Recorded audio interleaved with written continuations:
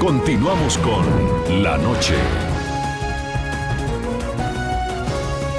Los latinos quieren estar bien informados, pero también entender mejor los hechos y escuchar diferentes versiones de lo que sucede. Al caer la noche, el espacio para las entrevistas, los personajes y el análisis. El punto clave de la noticia, sus protagonistas y las revelaciones de nuestras investigaciones en el programa La Noche.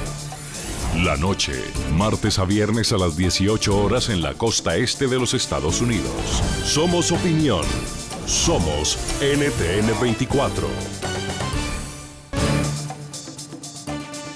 Las declaraciones del presidente de Colombia, Juan Manuel Santos, en las que no descarta que desmovilizados de las FARC hagan parte de la fuerza pública en un eventual postconflicto, no es un tema nuevo en la región.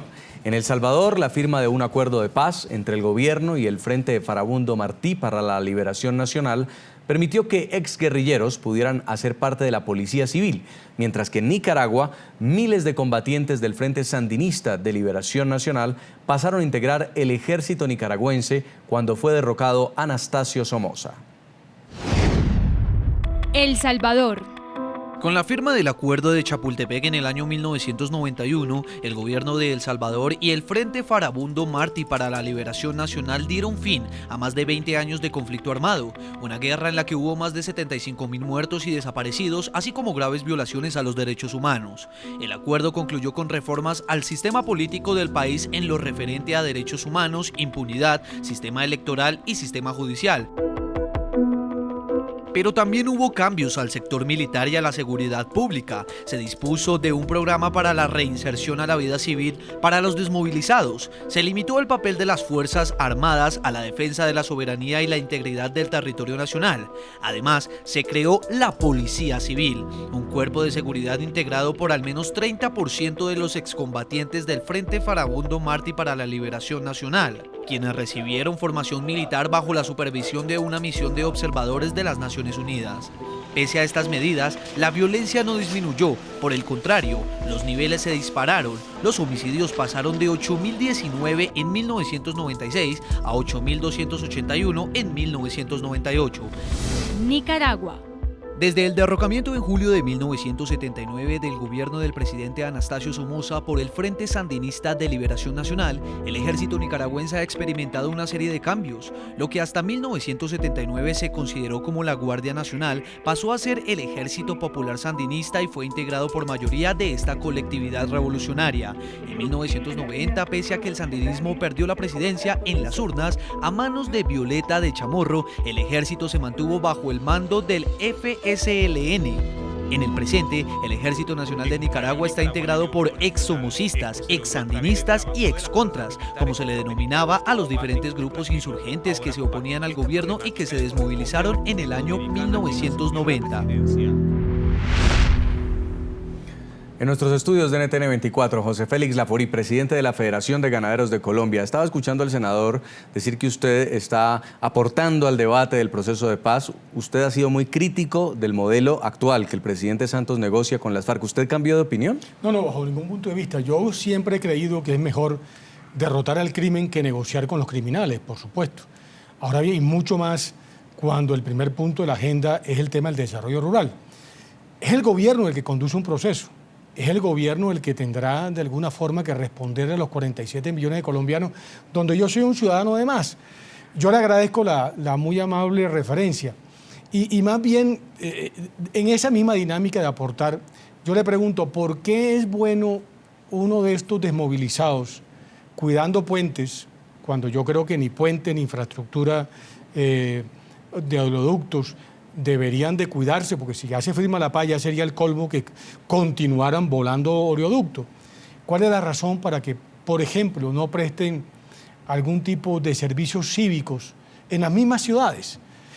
Precisamente alejándolo de aquellas zonas donde el control territorial que ejercieron en su momento terminó habilitando una cantidad de delitos, de acciones criminales que hoy tratan de alguna forma paliarla como si fueran conexos con el delito político. Entonces, el secuestro, la voladura de infraestructura, las minas antipersonas que tanto dolor, le han causado, por ejemplo, al departamento del Cauca.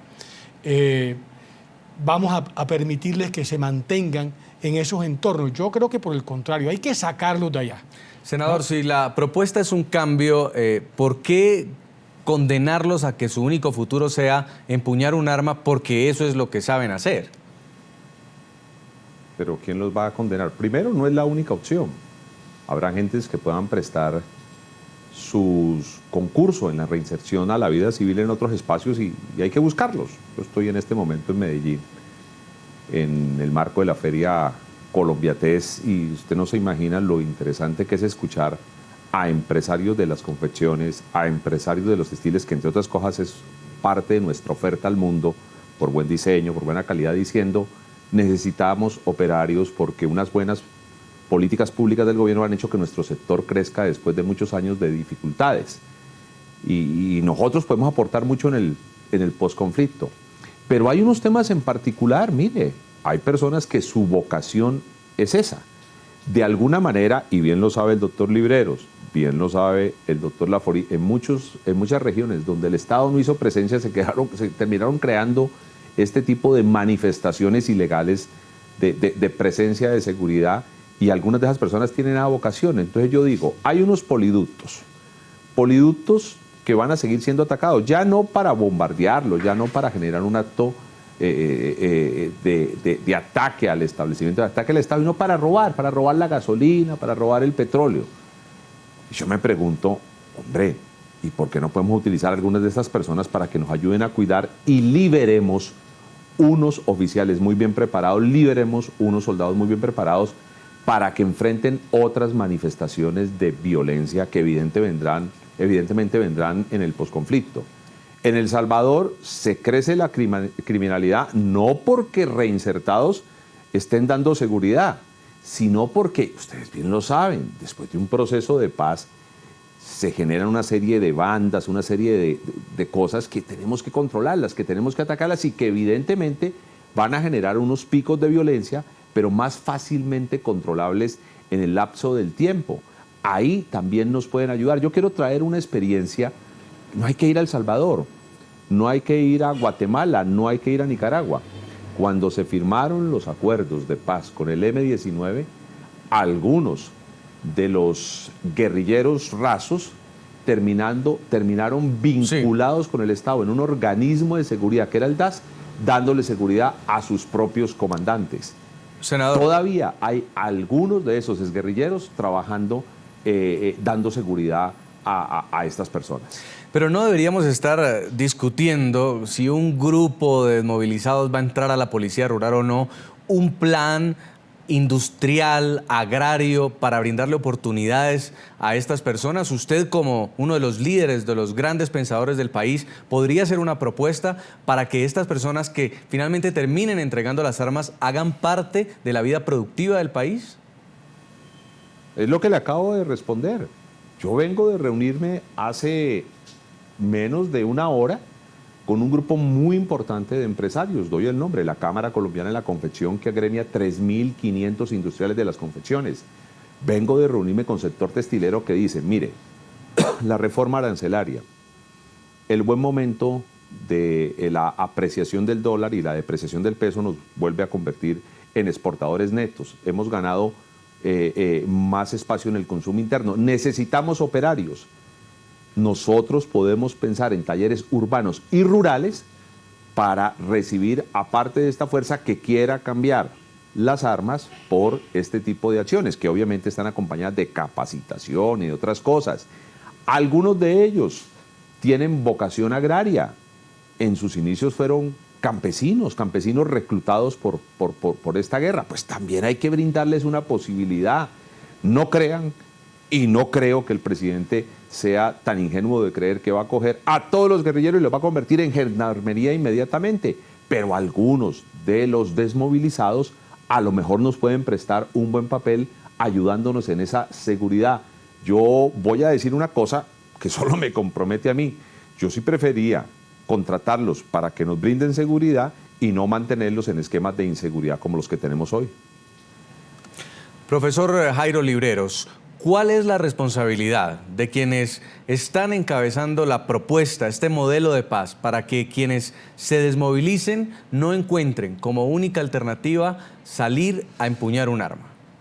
Yo creo que existen diferentes alternativas. Ya el senador Velasco yo creo que trae una que es muy interesante y está relacionada con el apoyo a las actividades de la cadena productiva nacional. Hablemos de temas industriales o de temas agrícolas, pero yo creo que hay que tener en cuenta también otro tipo de actividades.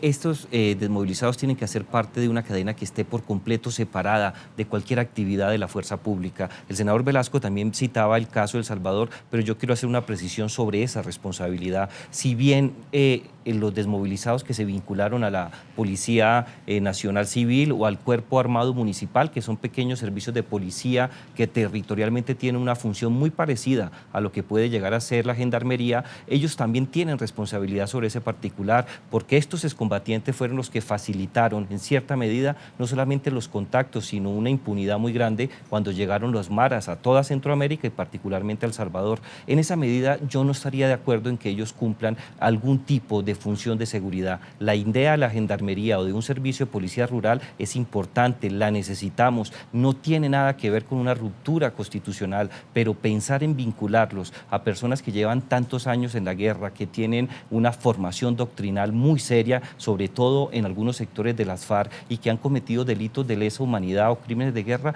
yo creo que no sería lo apropiado. Creo que es mejor pensar en otro tipo de alternativas en donde los desmovilizados hagan parte de las cadenas productivas del país, haya una inversión social muy importante y que estén alejados por completo del uso de armas.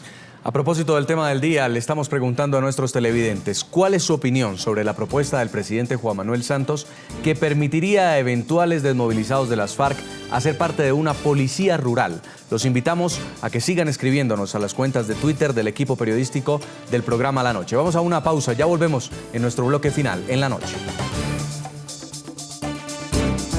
Ya regresamos con La Noche.